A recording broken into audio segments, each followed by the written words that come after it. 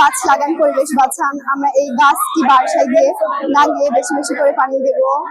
Green voice কর্তৃক আমাদের যে বিনামূল্যে গাছ দেওয়া হলো, খুবই ভালো। গাছ আমাদের পরিবেশ বান্ধব, গাছ আমাদের খুবই উপকারী। গাছ না ছাড়া আমরা বেঁচে থাকতে পারবো না। গাছ আমাদের অক্সিজেন দেয়, সবচেয়ে মূল্যবান জিনিস। গ্রিন ভয়েস যে আমাদের বিনামূল্যে গাছ দিল, এই গাছ আমরা বাড়িতে নিয়ে যেয়ে সুন্দর একটা জায়গায় মাটিতে রোপণ করব, পানি দিব, পরিচর্যা করব।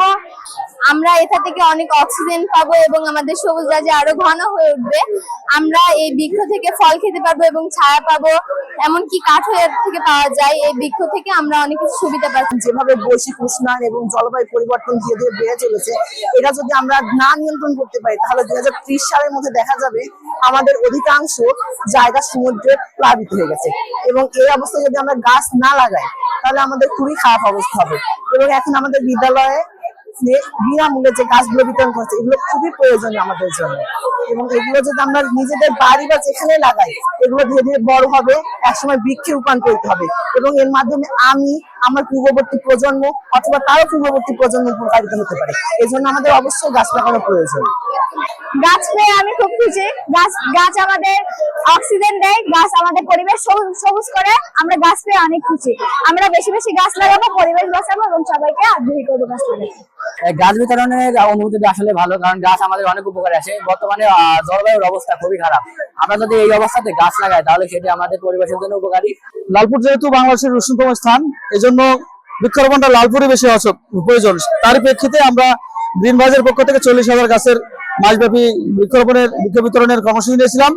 প্রথম দফায় 10,000 করেছিলাম, আজকে দ্বিতীয় দফায় 10,000 গাছ বিতরণ করলাম প্রায় 12টি প্রতিষ্ঠানে। আমরা চাই যে এই বৃক্ষরোপণটা সামাজিক আন্দোলন হোক। সবাই জানেন যে লালপুর একটি উষ্ণতম জায়গা বাংলাদেশের মধ্যে। এই উষ্ণতম জায়গায় কিভাবে আমরা সহনীয় মাত্রায় এবং ঠান্ডা পরিবেশ আমরা ফিরিয়ে আনতে পারি, এই লক্ষ্যকে সামনে রেখে গ্রিন ভয়েস সারা বাংলাদেশের পাশাপাশি আমাদের লালপুর উপজেলায় যে বৃক্ষরোপণ কর্মসূচি যে শুরু করেছেন বিভিন্ন শিক্ষা প্রতিষ্ঠানে আমাদের ছেলেমেয়েদের মাধ্যমে। এখন যে আমাদের জলবায়ু পরিবর্তন হচ্ছে, এই যে বৈশ্বিক জলবায়ু পরিবর্তনকে মোকাবেলা করতে হলে অবশ্যই আমাদের গাছ লাগাতে হবে অনেক।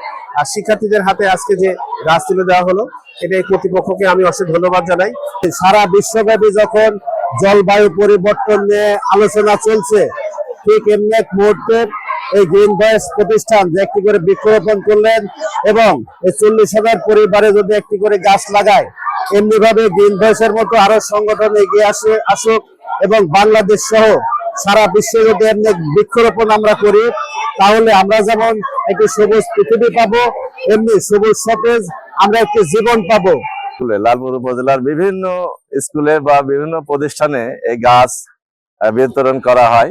মধ্যে আমি আমার স্কুলে আচমকা হঠাৎ করে এই গ্রিন ভয়েসের উদ্যোগে আমি গাছ পেয়ে গেলাম।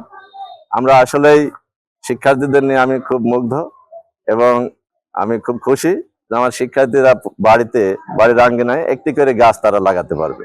গ্রিন ভয়েসের তরফ থেকে আমাদের গোপালপুর উচ্চ বিদ্যালয়ে গাছ বিতরণ যে কার্যক্রম, তারা আগ্রহ ভরে আমাদের সঙ্গে যোগাযোগ করেছে। আমরাও এটা আমাদের প্রেক্ষাপটে লালপুর উপজেলা যেহেতু উষ্ণতম স্থান, যদি গাছ হয় ছায়া হবে, ফুল হবে, ফল হবে, অক্সিজেন আসবে, সকল কিছুর স্বার্থে আমরা একমত হয়েছি। এবং তারা যে আমাদের উচ্চ বিদ্যালয়ের সকল ছাত্রছাত্রীকে আমাদের উপজেলা মাধ্যমিক শিক্ষা অফিসারের উপস্থিতিতে গাছ বিতরণ করলো, এতে আমরা খুশি।